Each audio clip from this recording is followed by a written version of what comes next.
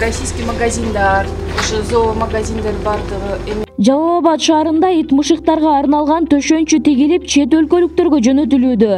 Тигүү цехинде акыркы 2 жылдан бери үй жаныбарларына ылайыкталган төшөнчү тигилип жатат. Тигүү цехинин технологу Тахмина Вахапованын айтымында, ит мышыкка ылайыкталып тигилген төшөнчүлөр Казакстан, Россия, Беларусь мамлекеттерине экспорттолот. Основной Россиядан, Казахстан, Белоруссия, Южная Америкадан дагы заказ келди. Ошолорго дагы тигип бердик. Ошолорго тигип атабыз. Эми Кыргызстан боюнча только биз тигебиз. Биз bunday нерселерди башка эч ким тигпейт. Ошондой деп билдик, потому что нигде не встречали. И студент кыздарыбыз бар. Студентлерimiz даже эксмен иштешат, потому что күндүзү менен окууда болушат. Окуудан келгенден кийин жумушка келип иштешат. Аларга удобный да. Аларга дагы шарият жарат берип атабыз, чтобы алар тоже иштеп акчасын алышып атат. Тигилген буюмдар негизинен экспорттолгон 3 өлкөнүн зоологиялык дүкөндөрүнө жөнөтүлөт. 2 жылдан берки туруктуу кардарлары бар. 2018 жылдан бери ошо животныйлар менен иштеп атабыз. Ошолорго лежанкалар тигип атабыз. Андан алдын Бишкекте тигип жүрүлгөн. 2 жылдан бери уже Жалал-Абадта иштеп атабыз. Бишкекте дагы ошо главный центральный офис Бишкекте.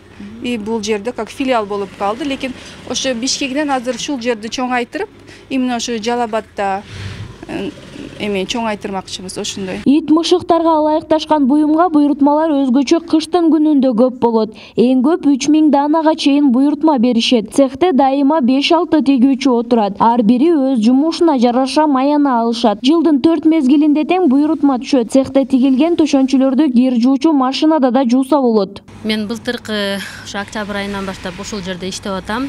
Буга чейин четтеп жүргөнбүз, балдарды таштап коюп. Ошо чет жакта жүргөн элдердин бардыгы 70-80% ойлойт Кыргызстанда жашоо кыйын, Кыргызстанда акча табуу кыйын, иштеген жумуш жок депчи.